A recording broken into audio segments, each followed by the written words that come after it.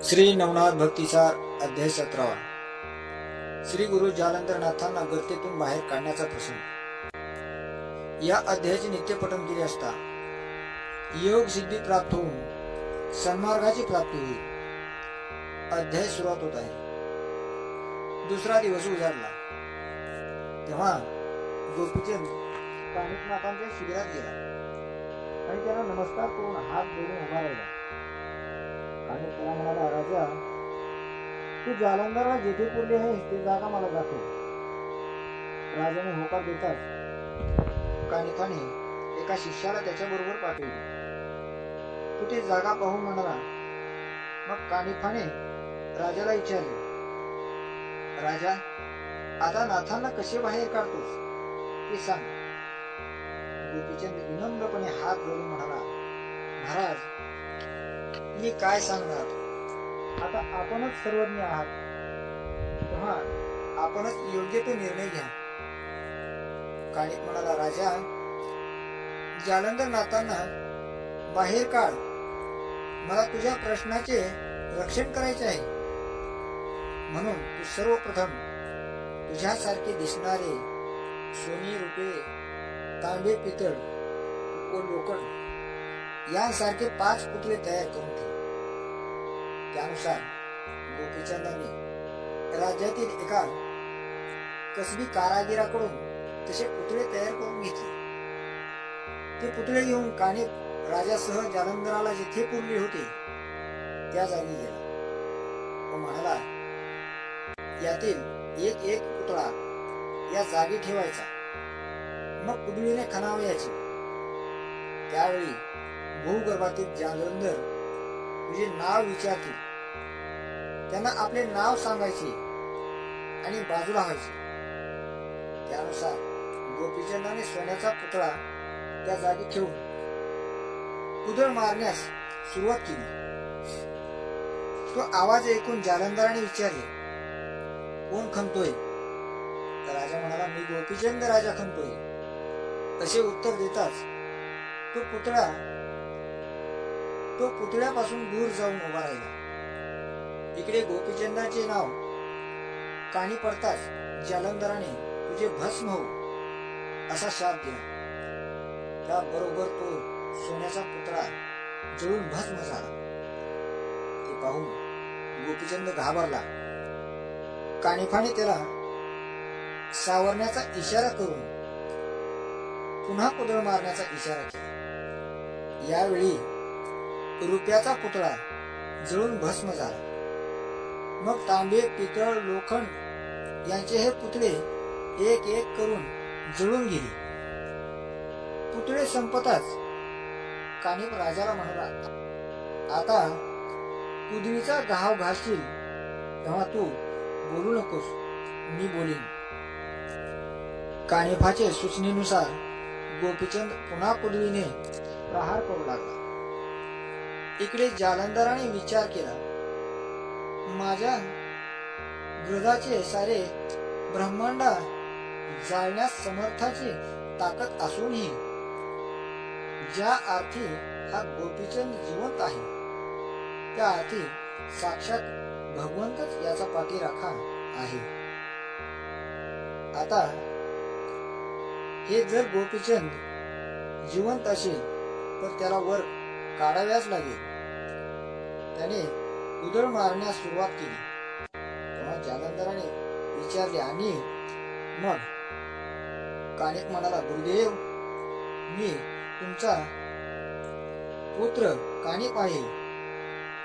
या भूमीवर सर्वत्र शोध घेऊन येथे आलोय। तुमच्या शिष्याची हौस पूर्ण व्हावी म्हणून हा गोपीचंद राजा तुम्हाला बाहेर काढण्याचा प्रयत्न करत आहे। हे ऐकून राजाचा राग मावळला। गोपीचंद चिरंजीव होऊन असा आशीर्वाद देऊन त्यानं खात उखरण्याची परवानगी दिली। मग राजानं अनेक मजूर लावले। ते खणत असताना वज्रास्त्र म्हणून कुदळीची गती करून दिली। तेव्हा जालंधराने काम थांबवण्यास सांगून शस्त्रास्त्राच्या साह्यानं वज्रास्त्र मोकळे केले व स्वतः आतून बाहेर आला.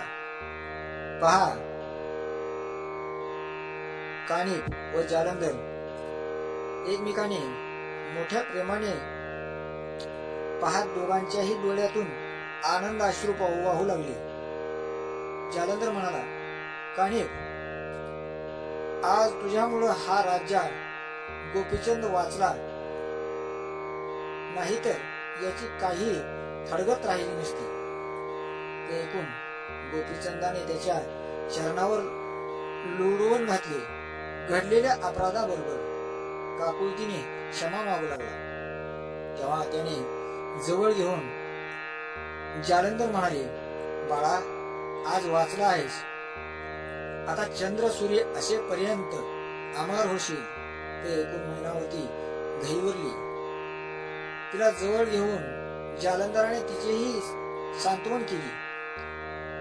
गोपीचंदास म्हणाला, बाळ, तुझ्या मनाची इच्छा असेल ते सांग.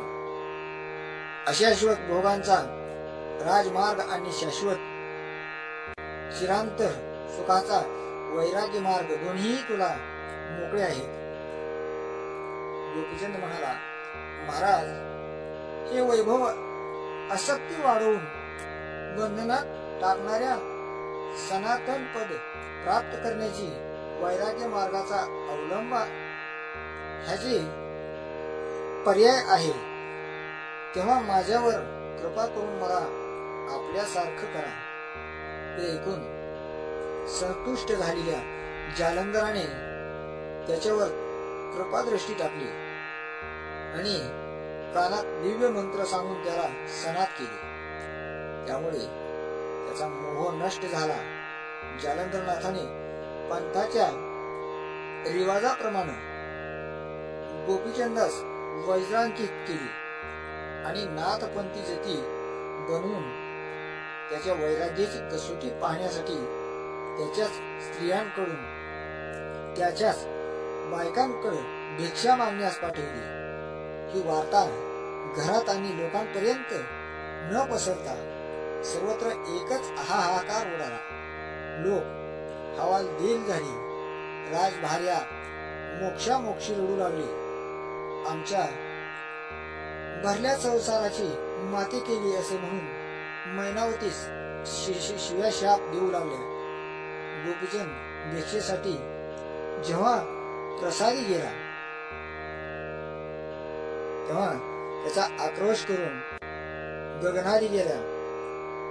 त्यांनी त्याची समजूत काढण्याचा प्रयत्न केला. त्याला त्याच्या उद्दिष्टापासून परावृत्त करण्याचा प्रयत्न केला, पण गुरुकृपेमुळे वैराग्य संपन्न असा राजा मुळीच उभारला नाही. त्याने त्याच्याकडे सांप्रत लक्ष केले आणि आपल्या मार्गाने अडथळा आणण्याचा प्रयत्न केल्याबद्दल त्याचा धिक्कार केला. शेवटी त्याने विचारलेल्या सर्व प्रश्नांना संयुक्तीकडे उत्तरे देऊन ते जात नाहीत असे पाहून त्याने अग्ररूप धारण करून त्यांना दूर पाठवले. मग मैनावतीने दिलेली भिक्षा घेऊन जालंधराकडे जा. त्यानंतरचे 3 दिवस त्याने राजाला अनेक प्रकारचे उपदेश केला. धूमावतीचा पुत्र मुक्तचंद यास गादीवर बसवून राजा चितुरा त्याच्या हाती पाळ सोपली आणि गोपीचंदाला 12 वर्ष तपश्चर्या करण्यासाठी बद्रिकाश्रमात पाठवले. त्याला निरोप दिल्यानंतर जालंधराने